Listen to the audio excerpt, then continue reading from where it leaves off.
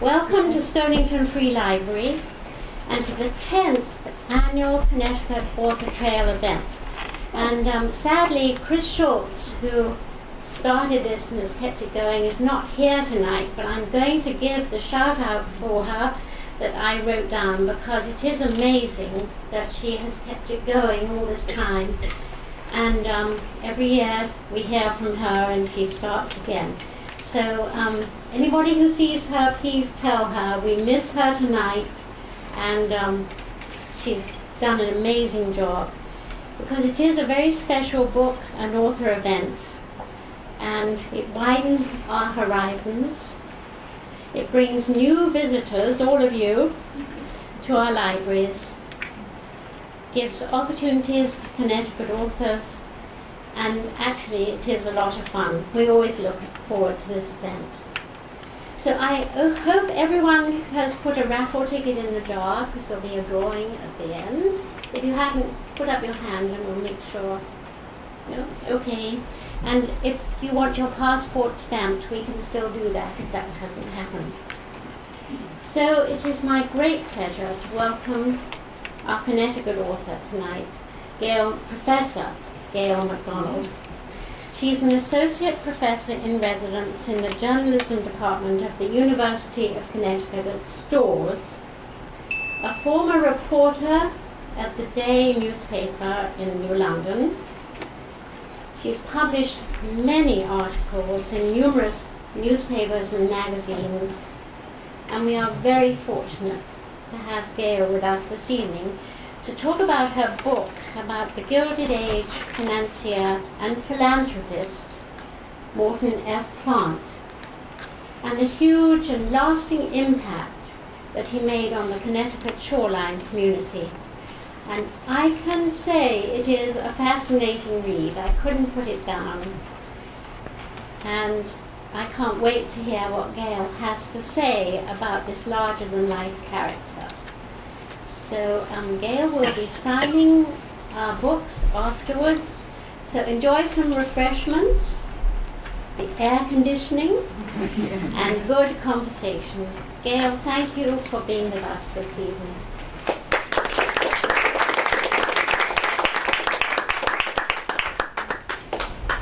Thank you very much. So I wanted to start out by saying that I'm just thrilled to be a part of the Connecticut Authors Trail. I've heard about this event for many years and thought, this is kind of like something to aspire to. So that I finally made it onto the trail is great. And I'm particularly happy to be here in Stonington, where I lived for 25 years before moving to New London about a year ago.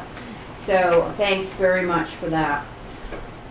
So one of the things that I'm always asked about when I talk about Morton Plant in this book is, why did I pick him? Why did I write about him? What was it about him that really interested me, or why I think he's significant? And so I hope to strive to answer that question through this talk.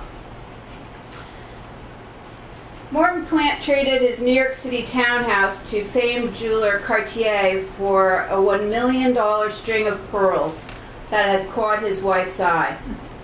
He cemented the success of a new women's college in New London with a $1 million donation that allowed him to end a Board of Trustees meeting and go watch his baseball team play.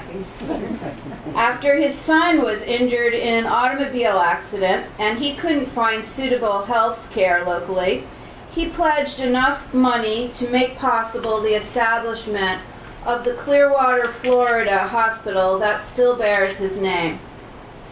In 1908, he spent the equivalent of more than $24 million in today's dollars to build a yacht upon which he would spend 9 months. It required a crew of skilled and non-skilled workers who would see global sights few members of the American working class of that era got to see, and earning some of them 10 times the average annual salary of the day. Morton F. Plant enjoyed the wealth that was largely amassed by his father. He played hard, he spent lavishly, he gave back to the community in ways that long endeared him to locals in his hometowns, and still has an impact a century past his death. So I'd like to start with a couple of kind of benchmark years for Morton Plant. 1852 is the year he was born. He was born in Branford, Connecticut, and as was his father and his mother. His mother was a Blackstone, and some of you may, if you're familiar with that part of the state, may recognize the Blackstone name as well as the Plant name, which is still pretty prominent in the Branford area. 1868 was the year that Morton Plant started his career, and he was put into business by his father. He went to work for one of his father's companies that was called the Southern Express Company. And as you can see, it was just 3 years after the end of the Civil War. He was only about 16 or so at the time. And the Southern Express was like the FedEx of its day. They shipped goods over the rails. But his father had maintained business in the South throughout the Civil War, even though he was a Connecticut Yankee himself. And so Morton was sent down there as a teenager to work in this business in Nashville, Tennessee, just a few years after the Civil War. Okay. Wait a minute. No. All right. He was, as I said, born in Branford. So these are a couple of pictures of Branford of that era. As you know, it was a shoreline community, and it was where Morton probably started his love of boats and yachting. It also was starting to gain a reputation as a seaside resort town, a place where people came to escape the heat of the cities, and people were starting to have a little bit more leisure time. So some of the things that Morton was seeing being developed in Branford at that time would stick with him through the years. 1900 was a really important year for Morton Plant. In 1899, Morton's father died, Henry Bradley Plant. And it really was not until that point that Morton began to make a name for himself and come into his own as a person, as a business person. And really before that time, he was viewed as more or less a lightweight. His father didn't really respect him very much, did not think he had what it took to really be a good business person. Kind of publicly denigrated him on a few occasions. And so it really wasn't until after his father died, leaving Morton a very wealthy person, that he began to make a name for himself. So this is just a little bit of a snapshot of what life was like in 1900 in the U.S. Like a lot of wealthy Gilded Age financiers of his day, in addition to having homes in various places, Morton's sort of base of operations was in New York City. And he had a townhouse there, as I mentioned in my introduction, that was later traded to Cartier and remains the world headquarters for Cartier on 52nd Street and 5th Avenue. But this was a time when of great change in the U.S. and so there was a lot of dichotomy in the U.S. society that was beginning to form. Before this time, the U.S. had largely been agrarian, and now it's moving away and becoming more urban. Immigrants were just, the number of immigrants coming into the country was swelling, and there was a lot of real abject poverty and disease that ran rampant in especially the poor neighborhoods, but also in the wealthy could not escape. So Morton grew up with this and certainly knew that of this great divide between the classes. This was Morton's neighborhood in New York, much different than the one that we just looked at. He lived in an area that was populated by all the big names that you would recognize from the Gilded Age. The Vanderbilts and the Astors and such were his neighbors. And it was much cleaner, much more genteel neighborhood, obviously. First and foremost, Morton Plant was a yachtsman. His early life, in fact, pretty much the first 2/3 of his life, was characterized primarily by his prowess as a commodore on board ships and his various yachts. He commissioned many yachts, spent a lot of money having them built, and he was known for that. And his name really came into the public's eye through the yachting world. So he was introduced to, as I mentioned, he was introduced to the water from where he grew up. He grew up in Branford and in New Haven.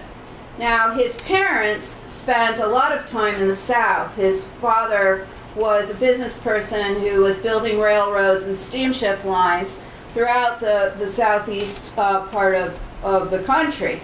And his mom Morton's mother was fairly sickly, and so his father spent a lot of time trying to find a place that would be better for her health than the Connecticut climate.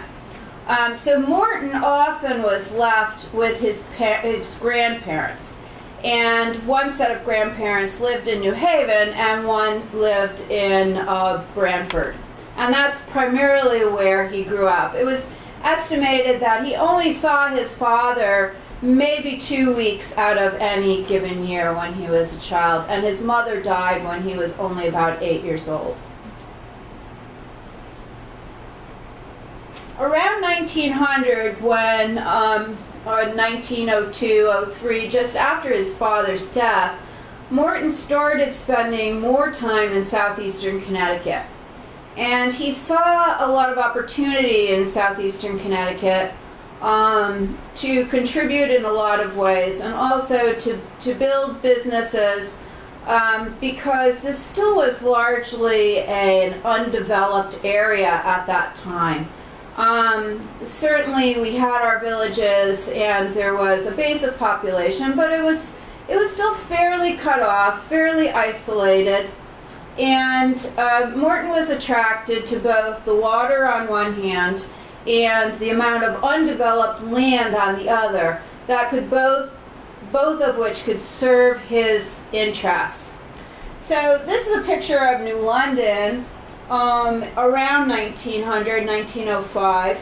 And Morton spent a lot of time in New London, became very well known in the New London community, as well as across the river in Groton. Morton ran a regular launch that would pick up people, his friends and guests from the New London train station, which is still right in this area, and bring them across the river to visit his house in Groton and his resort in Groton. So this was the way it looked in New London. It's still, you can still kind of recognize that area today. One of Morton's really great loves was the Yale-Harvard boat race. And he patronized the race every year for many years. He brought many of the guests from his hotel on trips up the river to watch the rowers, and he hosted the Yale team. Now Morton himself never went to college. He went to a high school that no longer exists. It was a military high school in New Haven called Russell's Military Academy that was well known for turning out Union generals during the Civil War. But there's no real evidence that Morton had much of an interest in a military career or the discipline for that kind of lifestyle. But he did have a love for New Haven and the New Haven community, and primarily for Yale. So even though he wasn't a college boy himself, he hosted the Yale team frequently. He gave them, lavish parties, and he gave them enough money to establish their boathouse in Gales Ferry, which still exists. Oh, and I forgot to mention that the big yacht on the right there, that's one of Plant's yachts. Morton also was active in many yacht clubs, including the granddaddy of them all, which is the New York Yacht Club.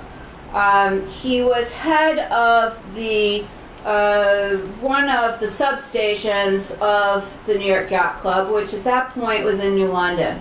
The New York Yacht Club had I think it was about 10 or 12 substations at that point, and in various locations in the Northeast, and New London was one of them. So this is two views of what that little clubhouse and substation looked like of the New York Yacht Club. Now, I've been told, as I've given these talks, that the building that was once the station, when the New York Yacht Club got rid of these substations, that this particular building was floated from New London over to Newport and still is part of the New York Yacht Club complex in Newport. I've had some kind of disagreement over whether that's accurate or not, but I think that's the case. This was located in southern New London, somewhere. I have not been able to pinpoint exactly, but it was roughly in the area of where those stretches of kind of private beaches are, just north of Ocean Beach today. This is one of my favorite pictures of Morton Plant because it typifies where he felt the most comfortable, and that is on board a yacht in the water. You could just see from his expression how comfortable he feels here. By contrast, this is his second wife, Nellie, and she didn't look too happy. Indeed, she was said to have gotten seasick, and she did not join him on his long 9-month voyage for that reason. This was not one of Morton's yachts. This was one of a friend's yacht, but he just loved to be on board and kind of in command on the water. He was long known by the moniker of Commodore. This is Morton's most ostentatious yacht. It was called the Yolanda. And the Yolanda, let me just find my notes about Yolanda because I don't remember some of this off the top of my head. Morton had Yolanda built in Leith, Ireland, Scotland rather. Leith, Scotland. My husband would kill me if I said Leith, Ireland. And we actually visited Leith recently, so it was a place where there was a great many shipyards at this point, especially. And it cost him $1 million in contemporary dollars to build this yacht, which would be about $24 million today. It was longer than a football field. It carried 400 tons of coal. He celebrated its launch by hosting a luncheon in one of the smokestacks. And in 1908, there was a New York Herald article about the boat's launching that showed a 6-cylinder automobile inside passing through one of the 55-foot long smokestacks, which at that point was still turned on its side. About 520 people were said to be able to be sheltered on this boat if necessary, and it cost $1,000 a day, nearly $25,000 in today's dollars, to run this boat. The crew began work at 5 a.m. They worked 12-hour shifts. But on the plus side, and it was to very exacting standards, but the plus side was that half of them at every port of call could go on shore and see some of the same things that Morton and his gang of friends were seeing. So they left on a 9-month journey from New London in October of 1909.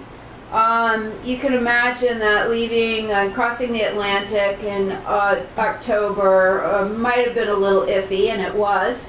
The first few weeks there was a lot of rough seas, and most of the people didn't come out of their cabins. But Morton was determined to keep going, and he did write in his this journal that he kept of this voyage that he was particularly pleased with how the Yolanda performed during this this rough initiation in the water. The U.S. average U.S. salary at that time was about $200 to $400 annually, and many in the crew made at the high end of that spectrum, or as much as 10 times the amount of that average. This is another picture of the Yolanda. This was a painting of the Yolanda that is still in the plant family's collection. And besides the Yolanda, Morton owned just dozens of boats, many of which he ordered from the Harrison shipyards. But he owned boats called the Venetia, the Parthenia, Shimna, Kanawha, Thelma, Elena. He had boats that were named for each of his last two wives. Some of these boats have been recreated today. So one of his other really famous boats was this one, which is the Ingomar. The 127-foot schooner won 21 prizes in 25 races, and this was designed by the Harrisons. And one of the most interesting stories about Ingomar was that Plant was racing Ingomar at Kiel Week in Europe, and at one point they were racing against the German Kaiser's boat, which was called the Meteor 3. And there was a particularly fierce battle for the lead in this race between these two boats. And the crew, according to the rules, the racing rules of sailing, the Meteor was on a trajectory that it should have given way and moved over for the Ingomar, but it wasn't doing it. And so the crew aboard Plant's ship was kind of sweating it out, trying to figure out what they should do. And with about 3 feet to spare at the last minute, the Meteor 3 gave way to Ingomar. And Morton, who was on board the ship during the race, not all these yacht owners did spend time on their boats. A lot of them just owned the boats and invested in them, but didn't actually participate in the racing.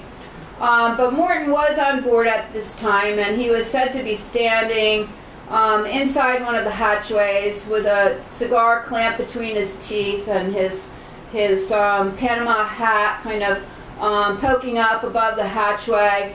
And when his captain, Charlie Barr, decided not to give way to the Meteor, Morton piped up and said, "Good man, Charlie, I give way to no one." And that night at the docks, the Kaiser did come and visit Morton Plant and the crew of the Ingomar and apologized for the performance on the water. This is one of the trophies that Ingomar won. It's kind of an unusual trophy. These little musicians, their heads come off and they become drinking cups. Just kind of typical, because there was a lot of drinking aboard these ships. Yachting was like huge at this time. It was where the money was, and all the wealthy people of the day really were into yachting. And there was a lot of yachting news in the mainstream press. And this is one thing I found, which is a full-page write-up with kind of these caricatures of these yachtsmen of the world, and one of whom is Morton Plant. He's in the bottom row, the third from the left, and he's pictured holding a lot of trophies and models of some of his boats, like Ingomar and Yolanda. Boats were just one form of transportation that Morton Plant was interested in. One of the things that people here in Stonington would have probably known Morton Plant for was that he owned and developed the Shoreline trolley line, and it was an interurban trolley that ran from New Haven east all the way to the westerly beaches. And then in New London, there was a northern spur that went up through Norwich, up into Willimantic, and terminated there. The trolleys were kind of a great equalizer for people. It was the first kind of public transportation that many average people could afford to take advantage of, and it gave people a lot of freedom, that more so than they had ever had in the past, to commute to work a little further from where they lived, to go to school a little further from where they lived, and also to partake in recreational activities at the beaches and some of the shoreline areas. So Morton ran these iconic green trolleys. Actually, if you're familiar at all with the big mural project over in Westerly, one of the Shoreline trolleys is depicted in one of those murals, and they were painted green, and so that's an accurate depiction. But in addition to that, Morton was he was the technology guru of his day. He probably wasn't anywhere near as wealthy as Steve Jobs is today or Bill Gates, but he was very interested in emerging technology. He invested in a lot of it, and he was just fascinated by it. So besides boats and trolleys, he had a lot of automobiles.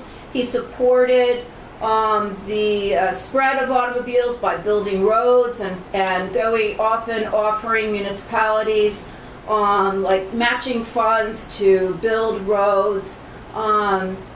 He also was one of the main investors in the New York City subway system, the Cape Cod Canal, and he was a prime investor in the Wright Brothers airplane company.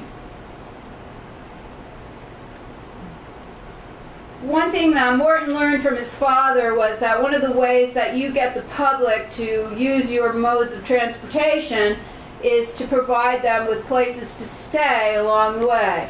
And his father, who along with Henry Flagler, is responsible for opening up the state of Florida, built resorts in many places along his rail lines. And this is one of the resorts that his father built in Tampa, Florida. Tampa was largely an uninhabitable swamp before Henry Plant started developing there. And the Tampa Bay Hotel was just about as big and as grand as you can imagine, and it still exists. It's part of the University of Tampa, however, today.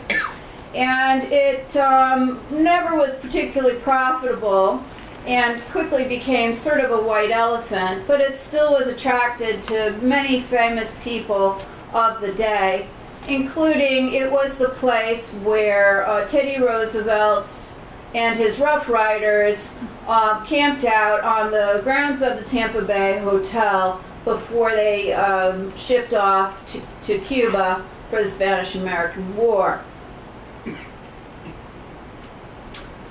This is another resort in Florida that Morton had a more integral role in. His father also developed this, but he gave Morton kind of a freer hand here. This was called the Bellevue. It's located in Clearwater, Florida, which these days is pretty much a port of that Tampa Bay area. But back then it wasn't as easy a commute, although the traffic now doesn't make it an easy commute either. But Morton kind of modeled a lot of his later thinking about how to run a resort from the Bellevue. The Bellevue, unfortunately, has been torn down and redeveloped as a kind of gated community of condos, but they have preserved one part, kind of like the Ocean House did, recreated it to historical specs. And so it does look a lot like the original resort. This is probably something that the locals here in Connecticut would remember, be a little bit more familiar with, and this is Morton's resort here in Connecticut. This was the Griswold Hotel.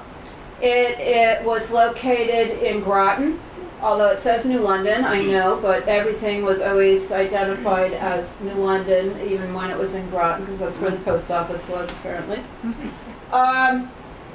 The Griswold Hotel is located at Eastern Point. There was an earlier hotel on the site. Morton bought the hotel. He had been attracted to Eastern Point. He had a house there. He summered there. And he bought this earlier hotel, and he thought it was a little too dingy, a little too small, not to his taste, and so he had it demolished when it closed on Labor Day weekend one year. And by the time the next season, this was built. So you can imagine the resources he put into getting that done over the winter. His son Henry raised the flag on the opening day in early June, and this later was many years after Morton's death. The Griswold was still around, but by the time of the end of its life, it had fallen into disrepair. It was bought by Pfizer, and it's now kind of a vacant open lot down in Eastern Point on the water. Morton had things here, though, that he by having this resort there, he offered opportunities to people in the area that they might not otherwise have really had much of an opportunity. So he, for example, employed his own physicians at the hotel, so that people could get health care. So he had physicians, he had nurses. Of course he had chefs and cleaning people and groundskeepers and all that, but it wasn't just groundskeepers. He had people who really knew how to raise and cultivate exotic plants. He developed a golf course here that remains a municipal golf course, the Shennecossett Golf Club. He had car mechanics here. He had chauffeurs. He had people that were working on airplanes, because he encouraged people to fly in and land on the water in the river here. So there were a lot of opportunities for kind of this emerging middle class at his facilities that they wouldn't ordinarily have had in this area. Most people locally know this building, and this is what Morton Plant was best known for in Groton. and that is building what's called the Branford House, which was his summer home. It was designed by his wife, Nellie. She was an architectural student at the Sorbonne and had an interest in design. And it was built at Avery Point, and it's now part of the University of Connecticut's branch at Avery Point.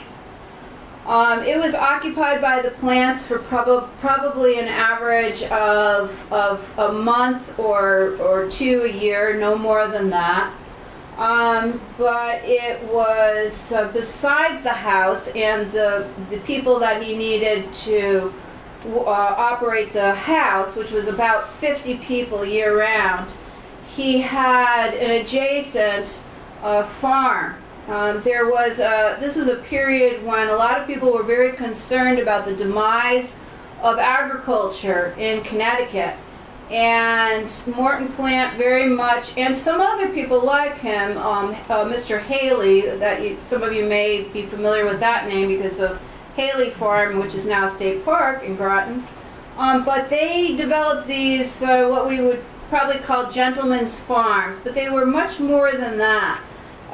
Morton was fanatical about having the best quality livestock, the most exotic plants. He traveled or had his people travel all over to buy cows and sheep and pigs and poultry and horses and types of flowers, and he showed in all of these big flower shows and agricultural exhibitions. So he also employed botanists and animal scientists, and he worked a lot with what was then called Connecticut Agricultural College, is now UConn. Branford House, as I said, still exists. This is how it a little bit of how it looks today. It's got the most spectacular view down there. The lighthouse did not exist when Plant owned the property, but that little island out there also has an interesting story. Plant bought that, and when he bought that the land down there, that was the site of a fertilizer factory, and he didn't like that, obviously, and so he wanted to get rid of that smell, so he bought the island, and he got rid of the fertilizer, and he used it to graze his sheep, and his grandkids eventually played down there.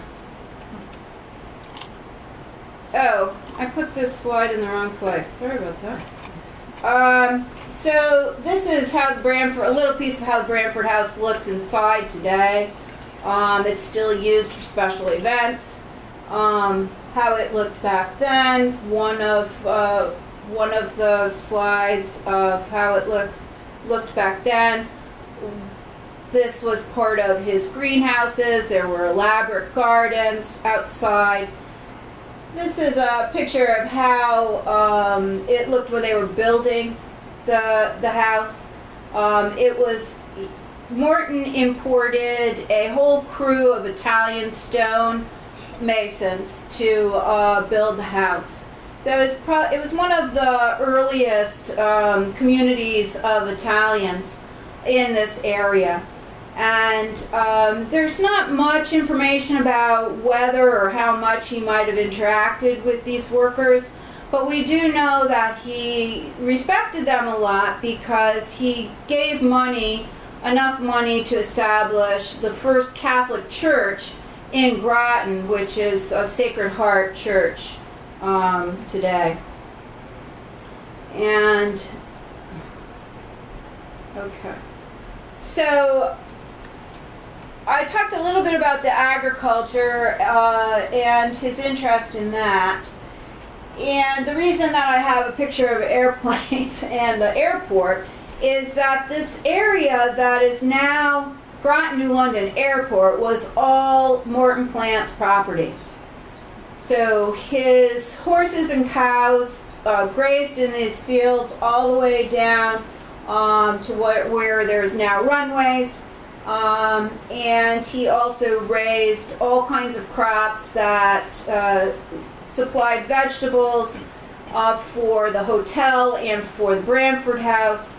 And then he would open his fields up to the local population to come in and get what was left. And often there was a lot left of potatoes and different kinds of vegetables. So this land now is in the public domain, and it is sort of thanks to Morton Plant. Morton extended his interest in preserving wildlife and kind of experimental farming over into the towns of East Lyme and Old Lyme and Lyme by having a 3,000-acre property that he later donated to the state to use as a conservation area. The land, much of the land is now Stone's Ranch Military Reservation in East Lyme. At the time that Morton first bought it, he used it to raise different kinds of game birds, and he housed his flocks of sheep over there, and he had his hunting dogs over there. And he would take some of his wealthy friends over there to hunt and fish, but he was also interested in ultimately the conservation of species that were seeing a steep decline in Connecticut during that time. This is a story from the Hartford Courant that talks about his model farm. So he was very well known, got a lot of attention for some of these efforts. And the two farms, the one in Groton was called Branford Farms, the one in East Lyme was called Plantford Farms. This was his hunting lodge. This building still is in existence. It's now a private residence.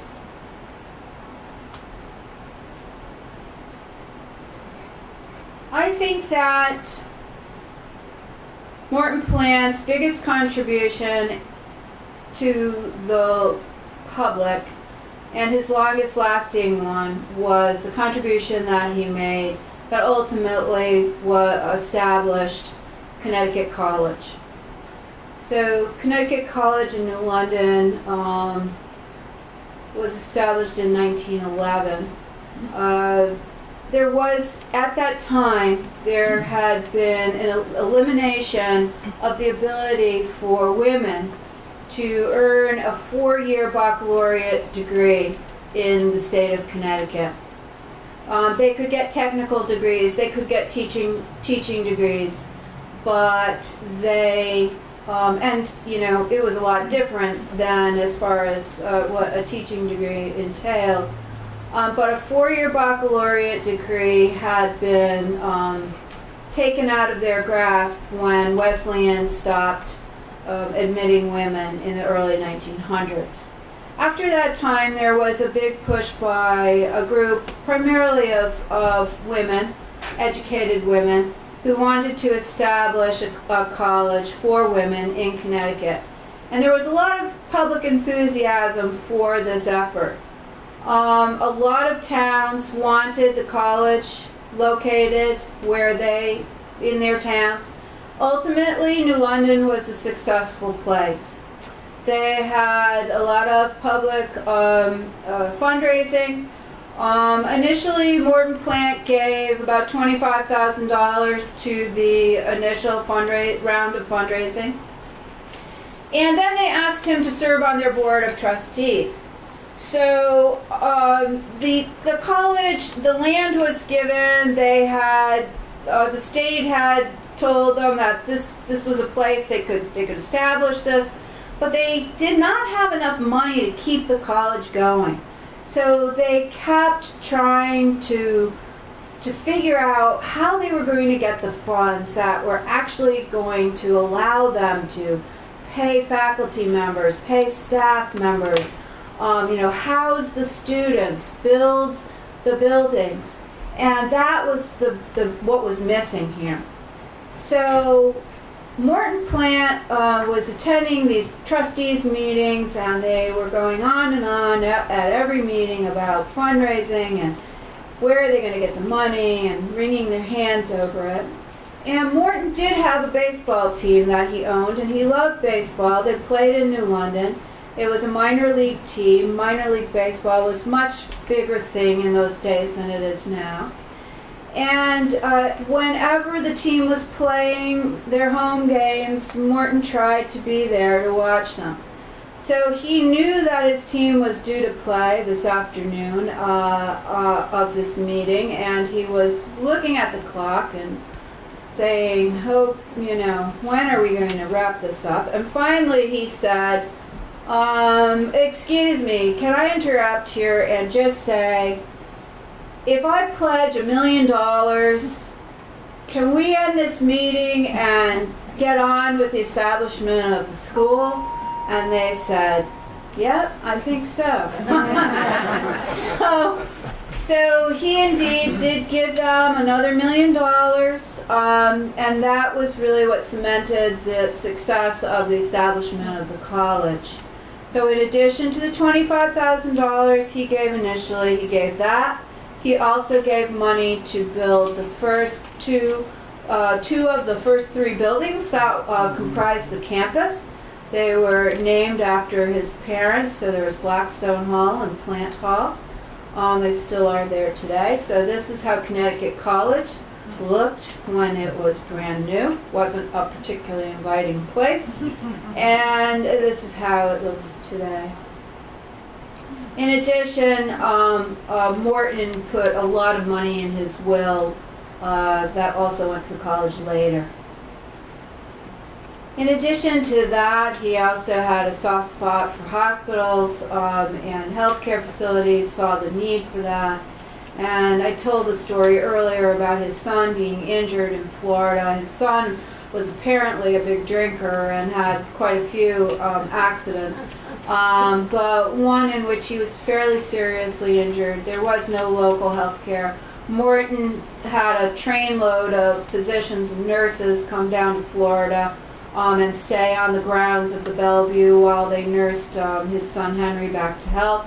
It was then that the local people went to Morton and saw the opportunity to get some money to establish what was called Morton Plant Hospital. This is how the hospital looked when it was first opened. This is how it looks today. So these are just a few of the things that kind of an overview of some of the things that Morton gave to, some of the things that he's known for. And not every one of his donations was a big splashy donation like $1 million to Connecticut College. He also had a very soft spot for some very small causes. He, for example, had there was no evidence that he was a particularly overly religious person, but he did love the humble country churches. And he was driving up in Lisbon, the town of Lisbon, one day, went by the church on the Newent Green, saw that it was looking pretty shabby, knocked on the next door neighbor's door and asked for the pastor, was told there was no pastor, the pastor only came on Sundays. He said, "Here's my card, give this to the pastor, have him have the church painted, and send me the bill." So some people say that Morton Plant only did things in his own self-interest, and certainly there was a lot of evidence that a lot of what he did supported his businesses and his lifestyle. But he also had a lot of thought for the community. He was well loved for the community. He gave to causes that the community loved him for. And I think that it really doesn't matter why he did these things. What matters is that he did them, and that he did have a lot of influence in this region, and a lot of which remains more than a century after his death. And that his giving improved the lives of local residents. This is one of the only pictures of Morton Plant of him smiling. So that's why I chose it for the cover of the book.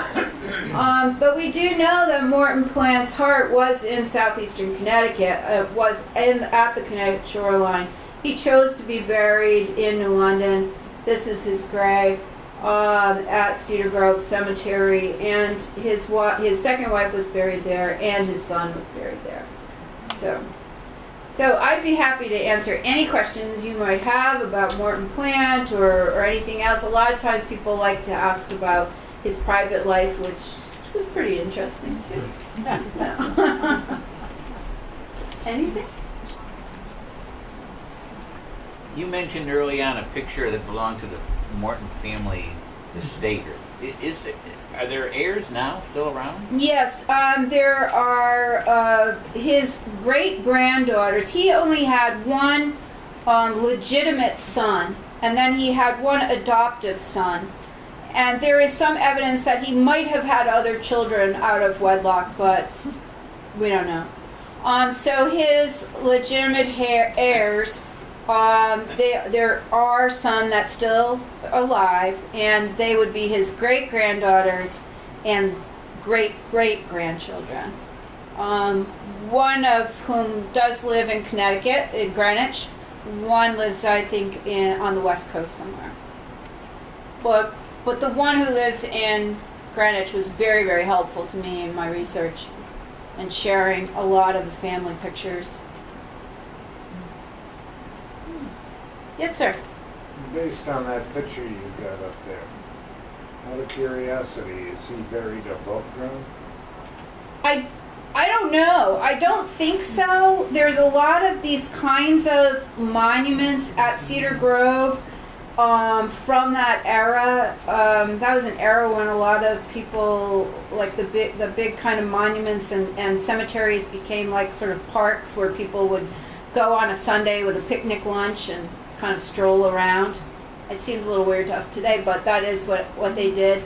And that's in that section of the cemetery. And there are smaller markers around this big marker where I think the people are actually buried. Yes, sir. What drew you to write a book about Morton Plant? So when I was a young reporter at the Day, in New London, one of the very first stories I was assigned to look into was the kind of state of Branford House, which at that point was in a state of fairly terrible disrepair. The state of Connecticut, which owned the building, had neglected it. And there was a kind of rising movement to convince the state to give it up and turn it over to a private group that would work to restore it and open it for conferences and those kinds of events. That didn't happen, but what did happen ultimately was that the state started paying better attention to it and did some repairs to it itself. So when I first went over there as a 21-year-old, 22-year-old reporter, it was fascinating. It was like a little slice of Newport here in southeastern Connecticut. And I know there's the Harkness Mansion and Waterford and the big mansions at Watch Hill and such like that. But it was interesting as it was kind of isolated and on its own. And then I heard so many stories about him, and he seemed like a very interesting character. So I had an interest in him all those years. You consider this a biography, or is it his life is so big that you didn't, you only hit maybe 10% of it? How do you feel? Closer to the latter. I did not strive to make it a biography. There's a ton of his life, especially his early life, that I know very little about. I wanted to focus on how he influenced the area more than anything. Anything else? All right. Oh, yes, Lee. Just a comment. A model of the Yolanda is on exhibit at Mystic Seafood. Yes. In yeah. the figurehead exhibit. Yes, yes, absolutely. And if you can gain entree into the New York Yacht Club, an amazing model of the Yolanda is there too. Gail is going to sign copies of her book back there, and there are refreshments back there. Oh, and are we doing the raffle We're now? gonna do the raffle now. Oh, right.